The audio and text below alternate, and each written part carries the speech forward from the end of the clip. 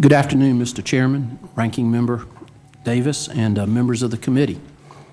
I appreciate the opportunity to testify before you today. My name is Keith Oliver, and I am Senior Vice President of Corporate Operations for Home Telephone Company, which is a small business located in Moncks Corner, South Carolina. We provide voice, broadband, and video service to the small businesses and homes in the communities in which we serve. But I'm also here today in my role as Chairman of OPASTCO, the Organization for the Promotion and Advancement of Small Telecommunication Companies. OPASTCO is a national trade organization made up of more than 600 small phone companies that provide modern communication services to customers in the rural areas of 47 states. These areas are often too sparsely populated to attract the major national providers. You may remember that OPASTCO was part of the High-Tech DTV Coalition, which encouraged Congress's decision to institute a hard date for the DTV transition. We supported this effort because the 700 megahertz spectrum involved in this transition is ideally suited to delivering broadband services to small communities.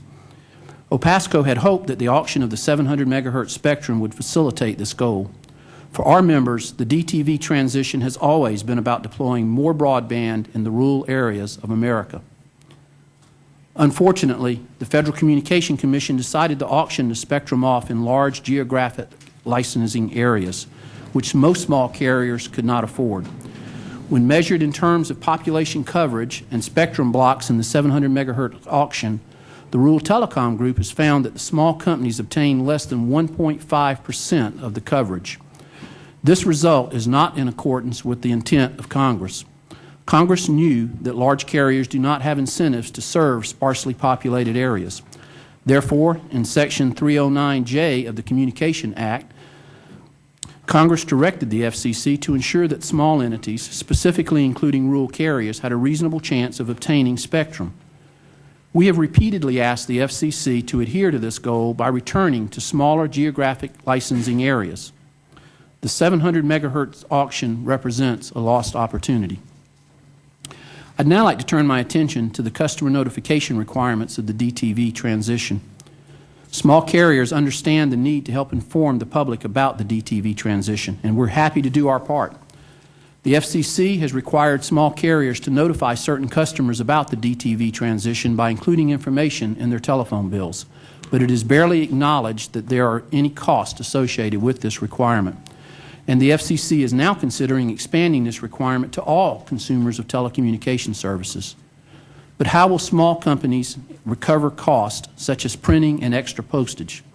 In my own company's case, such cost alone will exceed $23,000. That's a lot of money for a small company. But in addition to the hard cost, we must also consider the staff training and the manpower cost. When we include new information on phone bills, customers understandably call the carrier who sent them the information. We have to take extra time to train our customer service representatives on this issue, and as small carriers, and we have limited staffs. This is one reason that we're very encouraged by the introduction in the Senate of S-2902, the Independent Office of Advocacy and Small Business Regulatory Reform Act. This bill would enhance efforts to consider the impacts of new rules on small businesses. We hope that the House Small Business Committee will give similar legislation serious consideration. Finally, I'd like to mention several areas where it appears the FCC is moving in the right direction.